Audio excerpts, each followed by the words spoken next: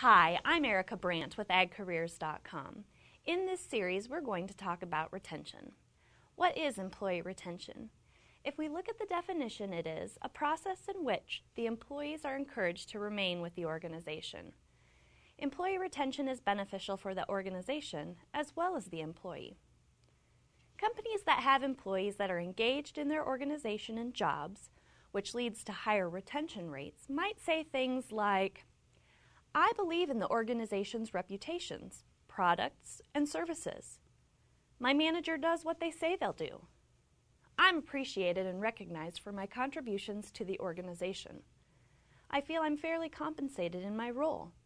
The things I do day to day are what I had expected to do when I took this job. Companies that have disengaged employees might hear things from their employees like, my manager micromanages and doesn't let me do my job. My manager doesn't care about me as a person. I'm not sure how my performance is being measured.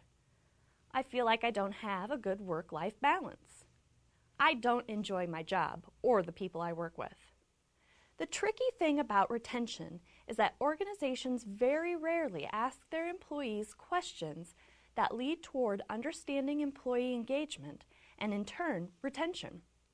And most of these items, especially the negative thoughts, are things employees are thinking and don't verbally share until it's too late and they are ready to move on. So why is retention so important?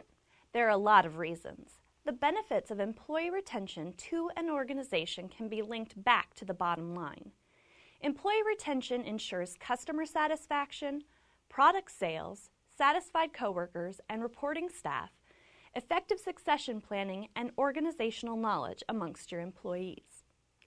Turnover is very costly. Several websites suggest that you can figure 150% of the person's salary is what it costs an organization, up to 200% for managerial level roles. Just the cost of recruiting for an open position gets spendy when you consider costs like advertising, interviewers' time, background checks, signing bonuses, relocation costs, training materials, and time. These are all things that employers can typically assign a dollar figure to, but there are more hidden costs that don't often get figured into this equation, like lost productivity, time the position is open, customer dissatisfaction, lower employee morale because they may be picking up the slack, damaged company image, missed opportunities, and more. Hiring the right people and retaining your best performers is key to an organization's success. A little turnover is okay, but you want to be sure that turnover is coming from your lower performers, not your A players. Another factor that we'll need to consider and will impact employee turnover in the next years will be retirement statistics. According to the Occupational Outlook Handbook, total employment is expected to increase by 15% by 2012, which is an addition of nearly 21 million additional jobs. This is not only in agriculture, but across all sectors. Based on research, there are about 80 million baby boomers and only 50 million Generation Xers, the next group coming. There is an obvious spread there that will leave a gap in additional jobs and jobs left by retirees and the incoming generation available to fill those positions. The younger generation is also stereotyped to be less loyal to an organization than their baby boomer parents.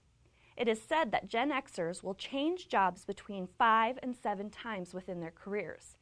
This is a generalization and not all Gen Xers will be job hoppers, but there are for sure more opportunities for this group to choose from. Turnover or attrition due to these inevitable causes will heighten the need for focused attention to employee retention, particularly over the next 2 to 5 years. So let's talk about how to positively impact employee retention, satisfaction, engagement, whatever it is you'd like to call it. Finding the right person for the organization and the particular job is where employee retention begins. Using recruiting advice from other sessions, such as locating talent and the interviewing sessions, will be helpful to ensure that you are finding the right candidates for your positions. Just as important to finding the right person is doing an effective onboarding. We have a series on onboarding, but because it is so important, let's just review a few key things. Onboarding is simply the process you go through from when you make an offer to a candidate to the time they become a productive employee. Onboarding goes beyond the typical administrative tasks to include employee development activities such as goal setting, training, and career development. Most people consider onboarding to be the first day or week or month, but in our opinion, onboarding should take place throughout the first full year. During this process, you want to get them involved in the company. Help the employee understand the importance of their role within the organization, the overall objectives and goals of the company, build a work relationship with the employee, be sure they understand how they will be evaluated, and get them working on meaningful projects. This process takes time, like we said, but the sooner you can begin to accomplish these critical elements, the better. The initial excitement of a new job typically wears off after the first 90 days, and engagement drops from there. So keep that in mind as you develop employee engagement programs. They need to begin early. In a later session within this series, we'll take a look at some unique ideas for employee engagement programs. But here are a few critical factors that can improve retention and can be done by any manager or organization at no cost. Make sure that employees understand their job and what is expected of them. Be sure they have the tools necessary to be successful at their job. Ensure that the employee knows who they report to and others they can go to for assistance, such as the HR person if they have a question about an organizational policy, or the safety manager if there is a question about a safety procedure. Provide feedback to your employees. Most just want to know how they are doing and would like to know how they can improve their performance. They want to have a relationship with their mentor that is respectful and supportive. Employees want to know that their manager has confidence in them, allows them to do the job at hand, and realizes that they do have a life outside of work. Employees want to know that they are working for a good company that has a recognizable brand for positive reasons. They also want to know the objectives of the organization and how they fit into those overall objectives. Employees want to be rewarded for good performance. This doesn't necessarily mean big salaries or bonuses.